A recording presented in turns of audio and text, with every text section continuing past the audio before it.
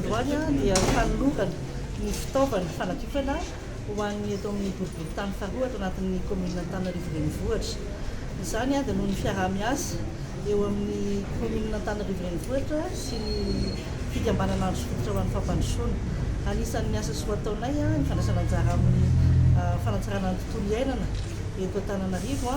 Anisan'izany ny fanadiovana ny tanàna, ka izay no nahatonga anay hanao ny fanampiana rehetrarehetra amin'ny fitaovana mba ahafahana manantanteraka an'izany fanadiovana izany.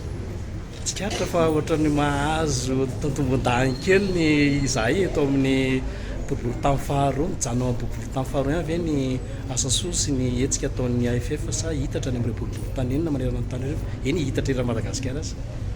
Ho an'ny commune Antananarivo renivohitra aloha manerana ny boriboritany dia misy foana ny hetsika ataon'ny AFF tsy voalohany fa efa ho isan-kerinandro mihitsy angambany misy ny IMO izay ataonay any amin'ny boriboritany rehetrarehetra any hatramin'ny resaka fizarana sakafo mafana rehefa ririnina, ny didim-potra fahobe izay no hita amin'ny atoato, ny fizarana fitaovana ho an'ireo mpanasa lamba, ny fijerena ireo marefo sy ny fizarana ny fitaovam-pianarana asa efa nataonay manerana ny boriboritany rehetra rehetra any mba ho fanampiana ny mpiara-bidy eto Antananarivo renivohitra. Eny ereto Madagasikara.